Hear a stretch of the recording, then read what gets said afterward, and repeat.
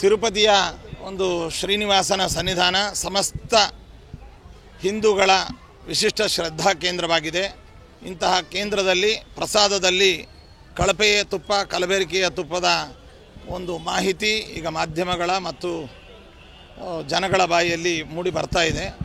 ಇದರ ಬಗ್ಗೆ ಸರ್ಕಾರ ಸಮಗ್ರವಾದ ತನಿಖೆಯನ್ನು ಕೈಗೊಂಡು ಯಾರ ಅಚಾತುರ್ಯದಿಂದ ಇದು ನಡೆದಿದೆ ಅನ್ನುವಂಥದ್ದು, ಯಾವಾಗಿನಿಂದ ನಡೆದಿದೆ ಎಂಬುದನ್ನೆಲ್ಲವನ್ನು ಕೂಡ ತನಿಖೆ ನಡೆಸಲಿಕ್ಕೆ ಈಗಾಗಲೇ ನಮ್ಮ ಜನಪ್ರಿಯ ಪ್ರಧಾನಮಂತ್ರಿಗಳು ಕೂಡ ಇದರ ಬಗ್ಗೆ ತಮ್ಮ ಒಂದು ಪ್ರವೇಶವನ್ನು ಇದರಲ್ಲಿ ಮಾಡಿದ್ದಾರೆ.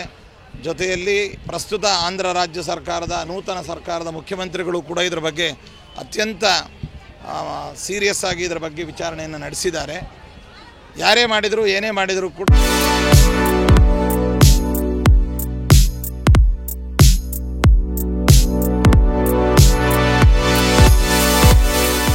ಇದು ಖಂಡನೀಯವಾದದ್ದು. ಭಕ್ತರ ಶ್ರದ್ಧಾ ಕೇಂದ್ರವಾದಂತಹ ಇಂಥ ಕೇಂದ್ರದಲ್ಲಿ ಈ ರೀತಿಯಾಗಿ ನಡೆಯುವಂಥದ್ದು ಅತ್ಯಂತ ಹೇಯ ಕೃತ್ಯ, ಅಪಚಾರ ಮತ್ತು ಅದರಲ್ಲಿಯೂ ಪ್ರಸಾದದಲ್ಲಿ ಈ ವಿಚಾರ ನಡೆದಿರುವಂಥದ್ದು ನಾವೆಲ್ಲರೂ ಕೂಡ ಒಕ್ಕೊರಳಿನಿಂದ ಖಂಡಿಸ್ತೇವೆ. ಇದನ್ನು ತನಿಖೆ ಆಗಬೇಕು. ಇದಕ್ಕೆ ಸಂಬಂಧಪಟ್ಟವರಿಗೆ ಸೂಕ್ತವಾದಂತಹ ಕಾನೂನಾತ್ಮಕವಾದಂಥ ಚರ್ಯೆ ಆಗಬೇಕು ಅಂತ ನಾವು ಕೋರಿಸ್ತೇವೆ. ತಿರುಪತಿ ದೇವಸ್ಥಾನವನ್ನು ಶುದ್ಧೀಕರಣ ಮಾಡಬೇಕು ಅಂತ ಸರ್ಕಾರ ತೀರ್ಮಾನ.